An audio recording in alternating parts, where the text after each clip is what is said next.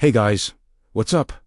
Welcome back to the channel. Today, we re-diving into one of the most mind-blowing books about money. The Psychology of Money by Morgan Housel. Now, this isn't your regular how to get rich book. It is not about stock tips or crypto hacks. It is about understanding how our minds mess with our money decisions. Because here's the truth. Getting rich isn't just about being smart. It's about being emotionally stable with money. So grab your coffee, sit back, and let us break down why most people never get rich and how you can think differently about wealth. This book is divided into 8 chapters. Chapter 1. Behavior Beats Intelligence, inspired by the Psychology of Money by Morgan Housel. Money. We like to think it's all logic, numbers, data, equations. If you're smart enough, you win. Right? But that's not how it works. If money were only about intelligence, the smartest people would always be the wealthiest. But they're not. Because money has very little to do with how smart you are, and everything to do with how you behave. Morgan Housel says it best: doing well with money has little to do with how smart you are and a lot to do with how you behave. And that changes everything. Most people think financial success comes from understanding markets or predicting trends, but real success comes from mastering yourself. People don't make financial decisions in spreadsheets, they make them at the dinner table, in the car, at midnight, when stress hits. It's not logic that drives us, it's emotion. Imagine this. 2 people grow up in completely different worlds. One is born during an economic boom, steady jobs, rising markets, optimism. The other grows up during a recession, layoffs, inflation, fear everywhere. They might read the same books, attend the same schools, even earn the same salary, but they'll never see money the same way. Because money is not just math, it's memory. Every dollar you spend or save carries the weight of what you've lived through. Someone who's seen scarcity will always value security. Someone who's only known stability will chase risk more. That's why 2 people can look at the same investment and see 2 different realities. One sees opportunity, the other sees danger. Behavior shapes outcome. When the market crashes, people don't panic because they forgot the math. They panic because losing money hurts. It is called loss aversion. We feel the pain of loss about twice as much as the joy of gain. You might win $100 today and smile, but lose the same 100 tomorrow and feel miserable all week. That's why investors sell low and buy high. That's why people chase quick profits and fear long-term patience. It's not bad math, it's human nature. But wealth doesn't reward emotion. It rewards discipline. You can be a genius and still fail if you can't control your feelings. You can have average intelligence and still build wealth if you can control your behavior. Take Ronald Read, a janitor who quietly saved and invested for decades. He lived modestly, drove a used car, and when he died, he left behind $8 million. No luck, no secret, just consistency and calm. Meanwhile, people with 6-figure incomes are drowning in debt, not because they earn too little, but because they spend too emotionally. Income creates potential. Behavior decides results. Ronald Read proved that patience beats brilliance. He didn't try to outsmart the market. He simply stayed in it. So how do you build better money behavior? 1. Stay humble. You don't know the future, and that's okay. Stop trying to time the market. Focus on what you can actually control. Saving, spending, and your reactions. 2. Be patient. Compounding takes time. Your money doesn't grow on your schedule. It grows on its own. Give it decades, not days. 3. Stay emotionally aware. You can't remove emotion from money, but you can recognize when it's driving your decisions. When you feel greedy, pause. When you feel afraid, breathe. When everyone else is panicking, stay calm. The biggest financial risk isn't the market, it's you. Your ego, your impatience, your inability to stay calm when others lose their minds. Behavior, not intelligence, determines who wins the long game. And the beauty of that truth: you don't have to be a genius to succeed. You just have to stay grounded. So maybe it's time to stop chasing the perfect investment strategy and start mastering your own psychology instead. Because once you control yourself, you can control your money. And when you can control your money, that's when freedom truly begins. Chapter 2. Compounding loves patience, time, and most powerful force in finance. Yet the one most people underestimate. We think wealth comes from big moves, smart trades, lucky bets. But real wealth, it comes from patience, from letting small actions grow quietly. Over time, and taught, is the magic of compounding. It doesn't care about how fast you start, it cares about how long you stay. Imagine two investors.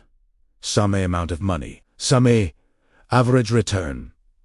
But one quits after 10 years, the other stays for 30.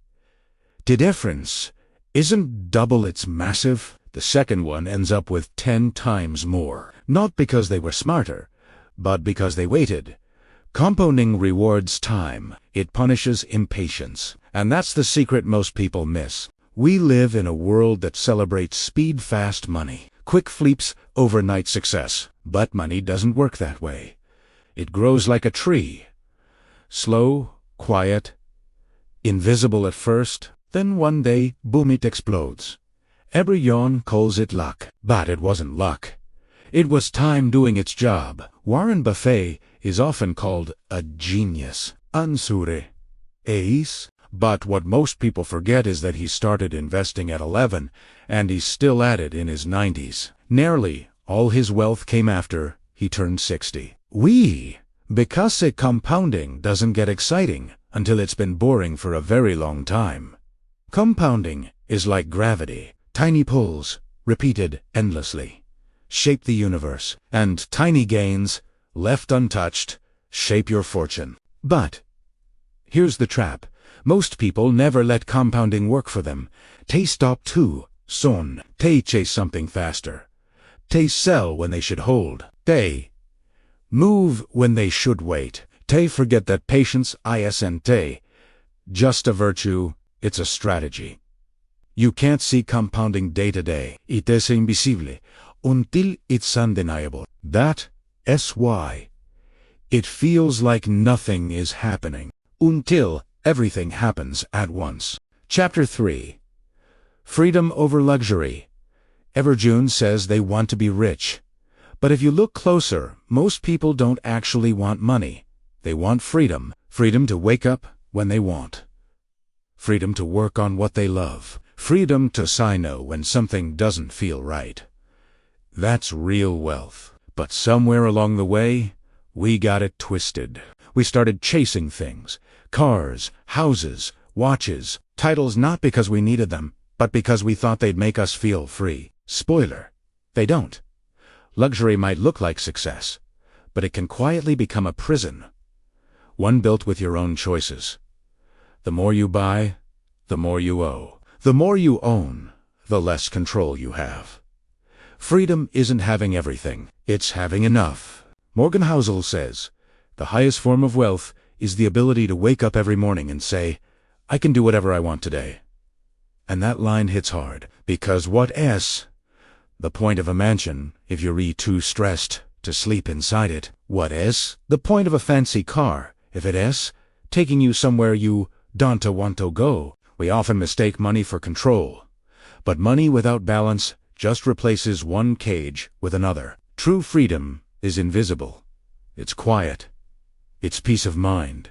It's not posting a lifestyle. It's living one. It's knowing you can walk away from a job, a deal, a situation, and still be okay. That's the real flex. But here's the thing. Freedom costs less than you think. It's not about earning more. It's about needing less, because every extra dollar you don't spend buys you a little more time, a little more space, a little more peace. And eventually, those small moments of freedom add up to a life that's truly yours. The problem? We're surrounded by noise. Social media screams more, bigger, faster. And we listen. We compare. We start measuring our worth in likes, brands, and square footage, but wealth isn't visible. Luxury is. You can see a new car. You can't see a paid-off mortgage. You can see designer clothes. You can't see a calm mind, and that's why so many people chase what looks rich instead of what feels rich. Real wealth is invisible. It's security. It's control. It's time. It's time. You don't have to be flashy to be free. You just have to be in control of your time and your choices. Because once you buy freedom, you stop needing approval. You stop performing. Who's live? Here's the truth. Money can buy comfort, but only wisdom can buy freedom. So when you think about getting rich, ask yourself, do you want luxury or do you want control over your life? Because freedom is the goal. Luxury is the distraction. And the moment you understand that, you stop chasing appearances and start building independence. So maybe being rich isn't about how much you can spend, but how little you need to live on your own terms. Because that's the real definition of wealth. Waking up one morning, looking at your life, and saying, I'm free. Chapter 4. You're not alone in the game. Money feels personal, doesn't it? Your goals, your struggles, your plans, all yours. But the truth is, you're not playing this game alone. Every decision you make happens inside a system shaped by millions of people who all see money differently. Everyone's playing a different game, with different rules, timelines, and definitions of success. The problem: we often forget that. We compare our moves to someone else's highlights. We see what others buy, where they travel, what they post, and we start feeling behind. But you're not behind. You're just playing a different game. Think about Italiano. The trader who buys and sells stocks daily isn't wrong. That's his game. The long-term investor who holds for decades isn't wrong either. That's her game. But when the long-term player starts copying the short-term one, confusion begins. You start reacting to moves that were never meant for your strategy. And before you know it, you're chasing someone else's finish line. Morgan Housel says, beware taking financial cues from people playing a different game than you are. And that line is gold, because it reminds us that what looks like success for someone else might be disaster for you. Their risks aren't your risks. Their rewards aren't your rewards. The rules they follow might not work for your life. And that's okay. Money isn't one big competition. It's a series of personal choices, built around your goals, your timeline, your peace of mind. Some people invest for freedom. Some invest for status. Some just want safety. There's no single right way to win. The only mistake is trying to play every game at once. We live in a world where everyone's moves are visible. Every purchase, every profit, every success story. But what's invisible is why they made those moves. You don't see their debts, their fears, their timelines. You just see the surface. That's why comparing is so dangerous. You're measuring your reality against someone else's highlight reel. When markets rise, everyone posts their wins. When they fall, silence. And you start to think you're the only one struggling. But you're not. Everyone's scared. Everyone's uncertain. Everyone's figuring it out as they go. The difference is, some are just quieter about it. So, the next time you feel behind, remember, there's no single scoreboard. The only score that matters is how close you are to your own definition of enough. Because money is only meaningful when it aligns with your life, not someone else's key is to define your own game. What do you want money to do for you? Freedom? Security? Opportunity? Once you know that, stop looking sideways. Stop reacting to every trend, every tip, every next big thing. Focus on consistency, not comparison. You don't need to beat anyone. You just need to stay in your lane, because your path might take longer, but it's yours. And that's what matters. At the end of the day, the real game isn't about being richer than others. It's about being more at peace with yourself. The moment you stop comparing, you win. Because true wealth isn't measured in dollars. It's measured in calm. So remember this, you're not alone in the game. Everyone's figuring it out. Everyone's trying to make sense of money, fear, and time. But if you can stay patient, Stay focused and play your game. The results will take care of themselves. Chapter 5. The Illusion of Control. We love control. We love believing we can shape the outcome, that if we plan enough, work hard enough, we can predict what comes next. But money doesn't play by those rules. Life doesn't either. You can do everything right and still lose. You can do everything wrong and somehow win. That's not skill. That's reality. Because luck and risk, they're twins, born from the same chaos that runs the world. We build plans. We trust systems. We track every number, every chart, every move. But the truth is, the future doesn't care about your spreadsheet. It doesn't care about your confidence. Markets crash. Pandemics hit. Jobs vanish. The things we thought we controlled disappear overnight. And yet, we still cling to that illusion because control feels safe. It feels powerful. But it's a lie that costs us peace. When things go right, we call ourselves geniuses. When they go wrong, we call ourselves failures. Both are wrong. You're not as smart as your wins. You're not as dumb as your losses. You're just human, playing a game that can be. So, what do you do when you can't control the outcome? You control your behavior. You control your patience. You control how you react when the world tests you. You stop predicting and start preparing. You stop chasing and start protecting. You build margin. You expect chaos. You focus on surviving long enough for time to do the heavy lifting. Because that's the real edge, not certainty. Endurance control is hallucination. But discipline is real. Preparation is real. Resilience is real. You don't need to know what's next. You just need to know you'll survive. Italiano. Money isn't about conquering the system. It's about learning to move with it, to dance with uncertainty without losing your rhythm. So stop trying to control everything. Focus on what you can endure, because the most powerful player isn't the one who predicts the future, it's the one who survives it. Chapter 6. The real definition of wealth. We think wealth is what we see. The cars, the houses, the watches, the numbers on the screen. But that's not wealth. That's just what people choose to show. Real wealth is what you don't see. It's the money that wasn't spent, the freedom quietly building in the background, the choices waiting for the right moment. Because wealth isn't about how much you spend, it's about how much you keep. It's not about flexing today, it's about securing tomorrow. The loudest person in the room often has the least saved. The quiet ones, they're building. Slowly. Silently. Consistently. Morgan Housel says, wealth is the nice cars not purchased, the diamonds not bought, the first-class upgrades declined. It's the calm of knowing you're okay, even if the world and we confuse wealth with status. But status is fragile. It depends on others noticing. Wealth doesn't care who's watching. It's private, personal, peaceful, and to truth. Most people don't want to be rich. They want to be seen as rich. That's why they chase image instead of independence. But image fades. Freedom lasts. Every dollar you save buys you time. Every expense you avoid buys you peace. Every choice to delay pleasure builds strength for the future. Because real wealth isn't money, it's control.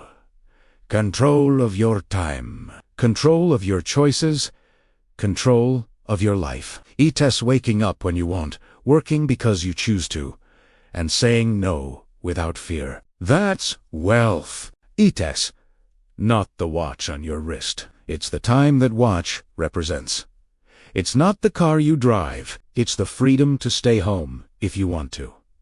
Wealth is quiet confidence. The kind that doesn't need to prove anything. It's invisible on purpose, because the moment you start showing off, you start losing it. So when you see someone living large, don't compare. You don't know their game.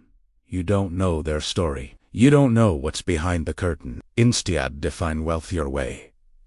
Maybe it's freedom. Maybe it's peace. Maybe it's the ability to walk away. Because the real definition of wealth isn't about being richer than others. It's about having enough to stop worrying, to stop chasing, to finally live. That is the kind of wealth no one can see, but you'll feel it every single day. Chapter 7. Freedom over riches. Everyone says they want to be rich. But ask them what hour, y menos a day. Most can't answer, because what we really want isn't money. What money gives us: freedom. Freedom to wake up when you want, to work on what you love, to say no when something doesn't feel right. That is the real dream. Riches are visible. Freedom is invisible. And yet, freedom is what every rich person ends up chasing after they already have money. Morgan Housel says the highest form of wealth is the ability to wake up and say, I can do whatever I want today. That line hits deep because most people spend their lives buying things they don't need, to impress people they don't even like, and, in the process, they sell their freedom. They work jobs they hate, to buy stuff they don't enjoy, to live lives that don't feel real. But the truth is simple. Money buys choices, and choices create freedom. You don't need $1 million to feel rich. You just need enough to live life on your own terms. Every unnecessary expense, every impulse purchase, every flex takes a piece of your freedom away. And every time you save, every time you invest, every time you say no to short-term pleasure, you re-buying back a piece of your life. Freedom doesn't scream, it whispers in quiet mornings without alarms, in evenings without stress, in weekends that belong to you. Real wealth isn't luxury, it's time, it's peace, it's control. The people who understand this, they stop chasing status. They start building independence. Because the goal isn't to look rich, the goal is to feel free. And when you finally stop caring about how it looks, that is when you actually start living it. So remember, tease on money isn't the finish line, it's the tool. The real win is when your time belongs to you, that is freedom. That is the ultimate wealth. Chapter 8. The price of wealth. Everything has a price. Even wealth. Especially wealth. People see the success, the wins, the numbers, but they don't see what it cost, because every dollar of wealth you build comes with a silent bill attached. It costs time, it costs patience, it costs discipline, and sometimes it costs peace. You'll lose sleep, you'll question yourself, you'll watch others get ahead faster, and wonder if you're doing it wrong.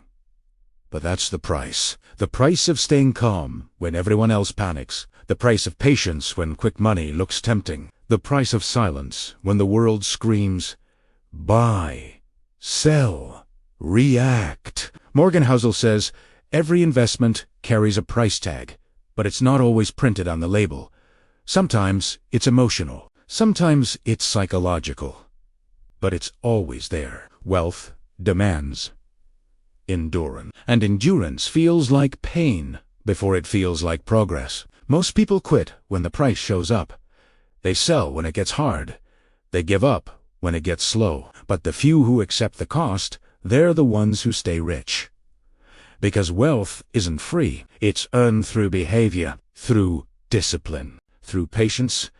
You can't skip the waiting. You can't dodge the fear. You can't rush the reward. Every bit of success you see was paid for in time, uncertainty, and sacrifice. So the next time you feel the struggle, remember, that's not a sign you're failing. That's the price you're paying. The price of growth. The price of control. The price of freedom. And once you pay it, something incredible happens. You stop chasing money and start understanding it, because the real reward isn't to just wealth. It's wisdom, it's peace, it's the calm that comes from knowing you earned your life, you built your freedom, you paid your price. That's the psychology of money. End. The Price of Wealth. The Psychology of Money series finale. Books change minds, and Ink in Sight brings you their wisdom. Subscribe now and grow every day.